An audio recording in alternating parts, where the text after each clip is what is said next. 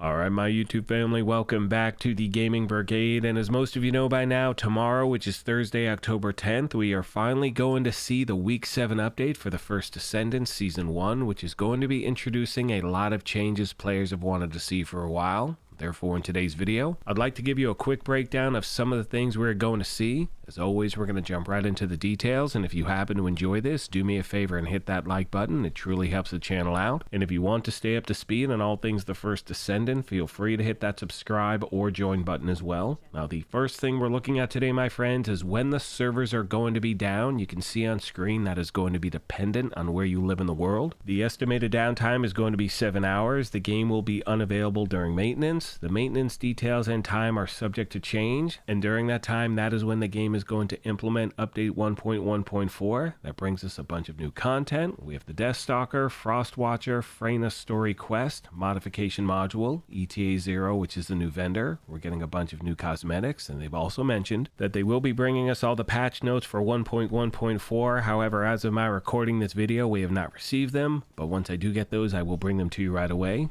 You can see on screen, we do have exclusive modules coming into the game tomorrow. We have 2 for Haley, and they are the super cooled Kuiper round. Using the unique weapon reduces firearm ATK and fire rate, but increases weak point damage in return. Also, successful weak point attacks recover your shield instead of your MP. The increase in weak point damage decreases on firing the unique weapon, but increases again on successful weak point attacks. Below that, we have Cryogenic Cluster Shot. The cryo effect is changed to cryogenic. Using a firearm to attack an enemy inflicted with cryogenic deals additional AoE damage to nearby enemies, making it a useful skill module for clearing out common monsters. Next, we have the modules for Freyna. And as you can see, they read as follows. First of all, we have Toxic Mixture. That is going to replace Contagion Links. When equipped, this skill module will trigger Necrosis instead of Room 0 Trauma. As enemies gain more stacks in Necrosis, your firearm ATK increases when you shoot at them. And if an enemy reaches max stacks, your firearm critical hit rate also increases. Right below that, we have Venom Injection. That is going to replace Defense Mechanism. It consumes resources to recover your shield and increase skill power modifier while inflicting corrosion on enemies. Enemies inflicted with corrosion suffer reduced toxin resistance, making them more vulnerable to Freyna's toxic attacks. Now, I know a lot of people out there, including myself, have been waiting for the introduction of Ultimate Freyna into the game for a very long time. Tomorrow is finally the day, my friends. Let me know your thoughts, and as always, questions, comments, or feedback, please let me know as well, and I'll do my best to get back to you as quick as I can. Now, as I mentioned a moment ago, as soon as I do have those patch notes for 1.1.4, I will bring you a full breakdown. But as I start to wrap this video up, I need to address something that is still affecting a lot of players out there, and it is linked to Freyna's encrypted vault shop. Because unfortunately, for a lot of players, you're running into the problem where you tried to link your account to do this event, and when you did so, something overrid something else. You wound up losing all your progression. Now, the good thing is that you did not lose it forever. The game can actually fix it, but the other problem is the fact that it can take a